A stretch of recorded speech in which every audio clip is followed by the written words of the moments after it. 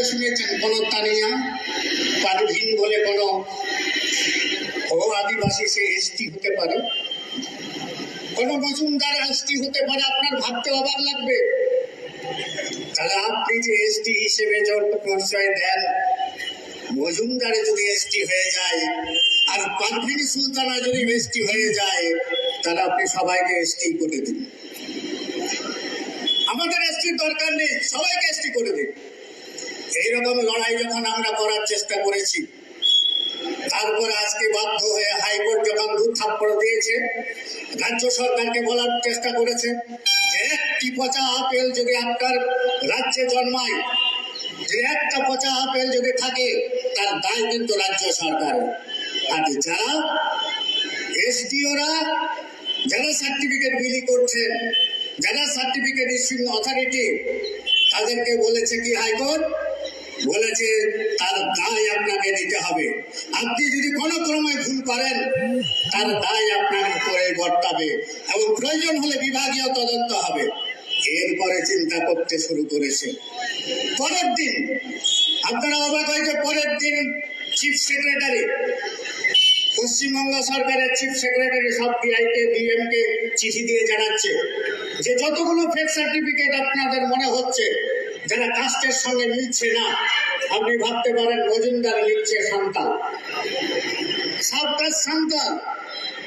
আরে আপনি যে সান্তাল আছেন, আপনার সঙ্গে তার কোনো ক্রাইটেরিয়া মেলে না, কোনো বৈশিষ্ট্যই মেলে না, তারপরে সে সান্তাল লিখে সার্টিফিকেট নিয়ে যাচ্ছে।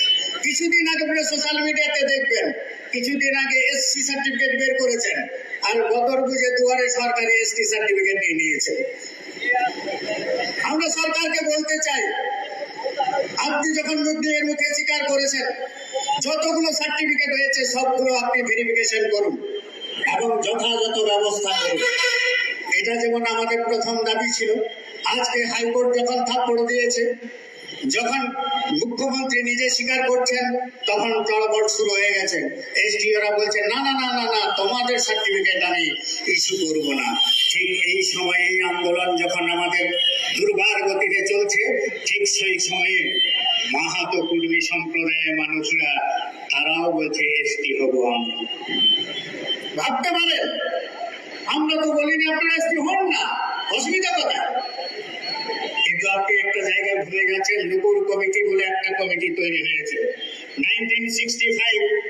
সেই লুকুর কমিটি অনুযায়ী ঝাড়খণ্ডের সরকার যখন কুর্মী মাহাতোকে এসটি হওয়ার জন্য সুপারিশ পাঠিয়েছিলেন 2004 সালে, সেদিন তাদের ফেরত এসেছিল। ভারত সরকার থেকে তাদেরকে পাঠিয়ে দেওয়া হয়েছিল লুকুর কমিটি অনুযায়ী আপনাদের মিলছে না। উড়িষ্যা সরকার 2014 সালে যখন পাঠানো হলো, সেখানেও রিজেক্ট হয়ে গেল। আর আমাদের মাননীয় মুখ্যমন্ত্রী বললেন 2017 সালে, বলো তোমাদের আমি এসটি করে দিচ্ছি, তোমাদের সুপারিশ আমি পাঠিয়ে দিচ্ছি। সেখানেও পাঠিয়ে দেওয়া হলো। আমরা সেদিন প্রতিবাদ করিনি। কেন প্রতিবাদ করিনি? আমরা মনে করি মজুমদার যদি মনে করে যে এসটি হবে, আপনি এসটি হতে পারেন, আমাদের কোনো আপত্তি নেই। ব্যানার্জি যদি বলে যে এসটি হবে, আমাদের কোনো অসুবিধা নেই। কিন্তু আপনাকে লুকুর কমিটির গাইডলাইন মানতে হবে। তাহলে লুকুর কমিটির গাইডলাইন অনুযায়ী আপনি এসটি হতে পারছেন না। তারপরও কি করলেন? হাইকোর্টে কেস করে দিলেন। 5 জুন 2023 সেখানে কোর্ট বলে দিল যে না, এসটি করার ক্ষেত্রে আমাদের কোনো ভূমিকা নেই। সেদিন ডিসমিস হয়ে গেল। তারপরে কি হচ্ছে? কুর্মী মাহাতোরা বুঝতে পেরেছেন আমি আর এসটি হতে পারবো না। অতএব সিএনআই যে রিপোর্ট আছে তাকে পরিবর্তন করতে হবে। দফায় দফায় আন্দোলন করার চেষ্টা করেছেন, আমরা এর উপরে প্রতিবাদ করতে শুরু করেছি। আমরা বলেছি যে কোনো আদিবাসী হতে পারে, যে কোনো তপশিলি উপজাতি হতে পারে, কিন্তু জোর করে কোনো আদিবাসীরা আদিবাসী হতে চাইলে আমরা কাউকে ছেড়ে কথা বলবো না। আমরা বলার চেষ্টা করেছিলাম সেদিন। তাহলে এরকমই আমাদের অল্প দুটো দাবি নিয়ে আমরা সংগ্রাম সংগঠিত করছি। তারপর 3 নম্বর কি আছে? ইউসিসি বিল, ইউনিফর্ম সিভিল কোড।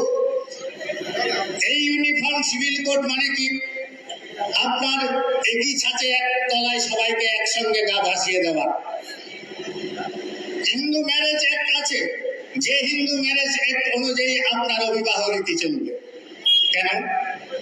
আদিবাসীরা তো হিন্দু না, তাহলে আমরা হিন্দু ম্যারেজ অ্যাক্ট অনুযায়ী আমরা কেন রেজিস্ট্রেশন করব? সেই জন্য আমরা সেখানে প্রতিবাদ করেছিলাম। আমরা মনে করি আমাদের একটা কাস্টমারি ল আছে, আমাদের নিজেদের মতো করে আমাদের একটা আইন আছে। সেই আইন যদি রাখতে হয় তাহলে ইউসিসি কে বাতিল করতে হবে, এই দাবি আমরা দিয়েছি এবং এই দাবি আমরা উত্থাপন করেছি বিভিন্ন জায়গায়।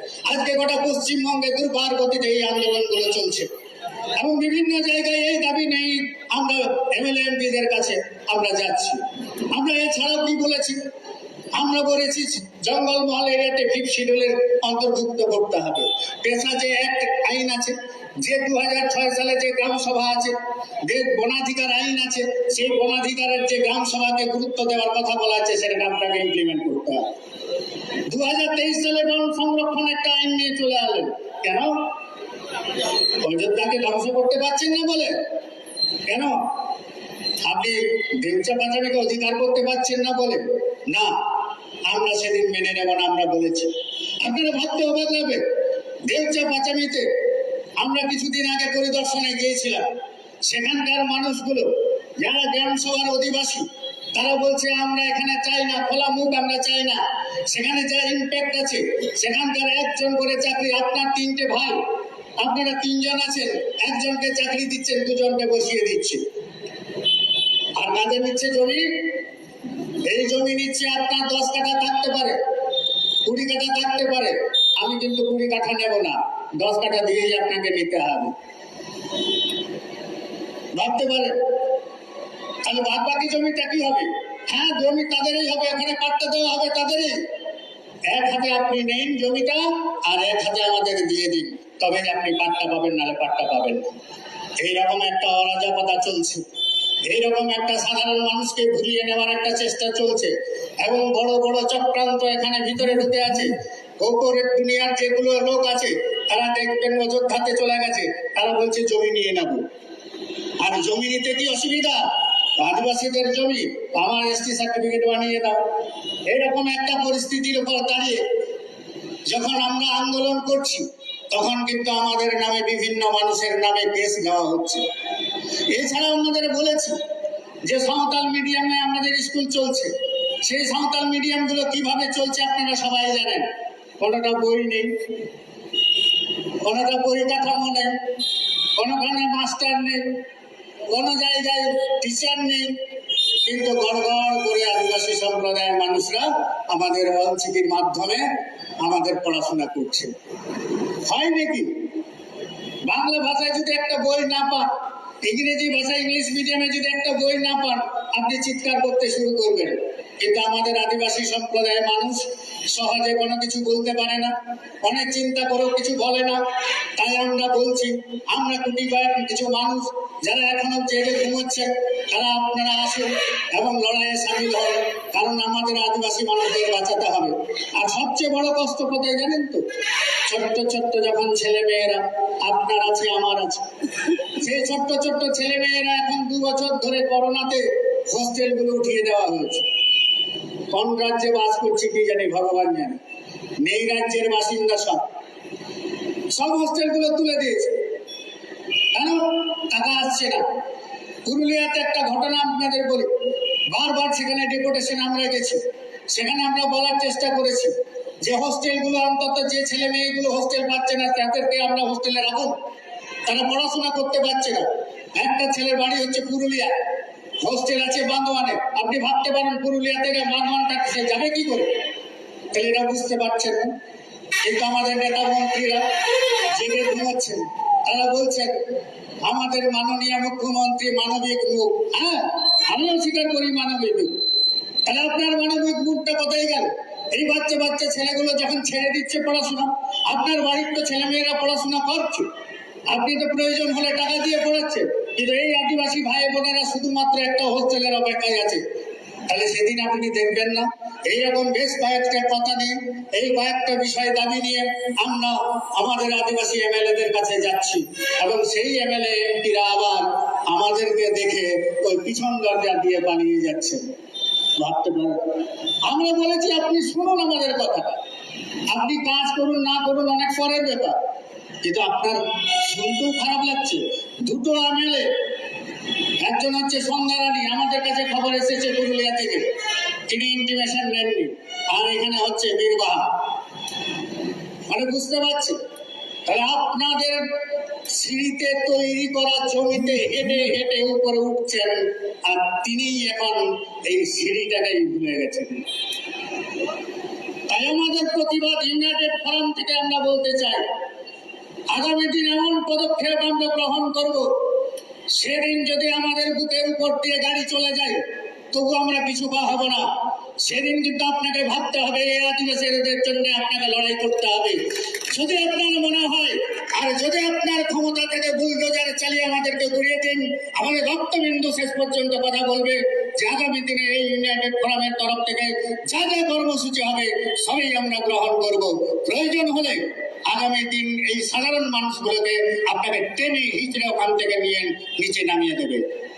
সুতরাং আমরা যে দাবি নিয়ে আমরা যেভাবে লড়াই করছি, আপনারা যেভাবে সহযোগিতার হাত বাড়িয়েছেন, আগামী দিনে আরো দুর্বার গতিতে যেভাবে আন্দোলনটা হবে, কতিপয় মানুষের আগুনের স্ফুলিঙ্গ একদিন গোটা পশ্চিমবঙ্গে জ্বলবে, এটা আপনাদের মনে রাখা দরকার। সুতরাং আগামী দিন আরো প্রস্তুত থাকুন, আরো কঠিন লড়াই, যে লড়াইয়ের মধ্য দিয়ে নিজের পেটের জন্য, নিজের অস্তিত্বের জন্য, নিজের জাতির জন্য লড়াই করতে হবে। আমি আশা রাখব যে আগামী দিন আপনারা আমাদের সঙ্গে যেভাবে সহযোগিতার হাত বাড়িয়েছেন এইভাবে সহযোগিতার হাত বাড়াবেন। এইটুকু কথা বলে সকলকে অনেক অনেক অভিনন্দন, নমস্কার, ভালোবাসা জানিয়ে আমার কথা শেষ করছি। নমস্কার।